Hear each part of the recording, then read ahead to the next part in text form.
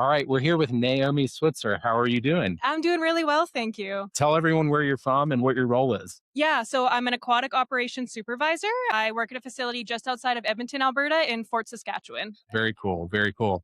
And tell us about your role, aquatics director. Operations supervisor, yeah. So I was program coordinator for a while. Now I supervise program coordinator, head instructor guard, oversee the facility. We're a standalone facility right now. So Awesome, awesome. Take us through, if you will, the programming at your facility. Is it one or multiple Mhm. facilities? It's just one. It's a standalone right now. We are building a new facility, which is really exciting. And that will be attached onto a recreation center, which will be something very new for us. But right now we are 6 lane, 25 meter. I don't know if that's yards, I guess, in Yeah. the States. No, we're used to it as swimmers, meters, yards. Yeah, 25 meter. We have a warm pool, a hot tub, a sauna. The biggest challenge right now is we serve a community of 30,000 people. And so meeting the needs of all of our lane swimmers, people training for triathlons, aqua fitness, swim lessons. We can never get enough of those, all within our facility. Swim team, we have a summer club as well. So So you guys are like bursting at the seams at this point. yes, that's why we're getting a new one. That's what I'm hearing. That's awesome. Very cool. So take us through, how do you manage that programming, that journey from learn to swim through recreation competitive swimming? Yes. So our competitive swim program is a separate entity. We love them. They give us a lot of lifeguards. It's something that's really nice to see for those kids who need that extra challenge. We offer lessons right from, infant to toddler to adult. We do. We're with Life Saving Society, so we do some abilities programs as well, which is really great.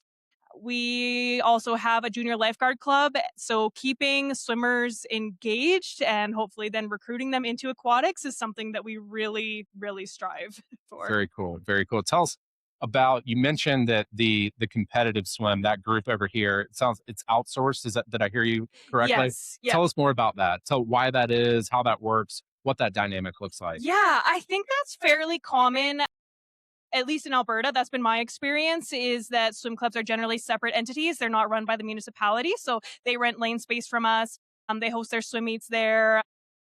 So yeah, we have a good relationship with them and support them in any ways that we can, and would love to give them more space, hopefully in a new facility. And yeah, potentially looking for different clubs and different sport groups that we can support. So when you guys have the programming that you have in house, and then you have them, what Yes. age do you walk those young swimmers up to, and where do you kind of turn them loose over to comp swim? Yes. So I actually coach with our club as well. Okay. So I kind of have worn Oh, both so you know more hats. about this than you're letting Yeah. on. So I love to work. I was with our minnows program, which is the little guys, which was like my heart. I know a lot of coaches were like, please, I want to get over to like the higher lanes. And I would just, if I could work with those 5 year olds like every day, I would. So I think keeping that challenge while also making it fun for them, I think that that's something that with swim club, if we're not engaging them in ways also outside of the pool, they can kind of drop off, I guess, that participation or getting bored and whatnot. I'm glad you said that. We like to key in and really focus on that. Why do you think that is? I think because it can be a very individual sport, and I think kids are very social, so they like those games and they like to interact with each other.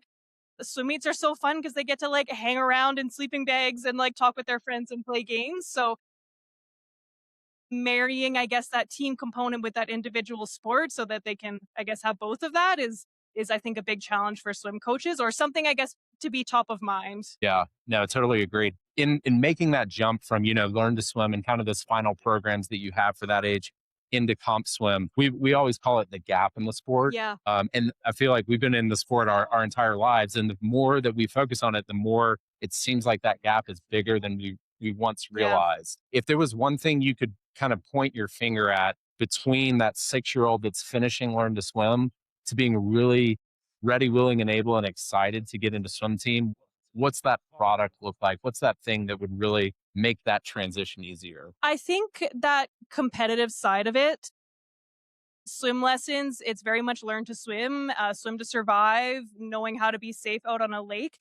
But you're not going to be getting the badges and the ribbons and the medals and I guess that team camaraderie. So I think showing that environment from being a multi-month sport versus a 4 to 8 week swim lesson, And I think creating that community is something that can bridge that gap. Very cool. If there's anywhere on social media, where can folks find y'all's facility? Or y'all on Instagram? Yeah.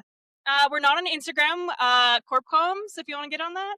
The City of Fort Saskatchewan's our main page, and then our facility is called Harbor Pool. So we do a lot of fun promotional stuff, especially with lifeguards. We really are super passionate about getting people like into careers in aquatics. So yeah, we also support our swim team that way as well. So you can, Amazing. Very cool. Thank you so much. This is Naomi Switzer from Alberta. yeah, Thanks so much for your time. thanks for chatting.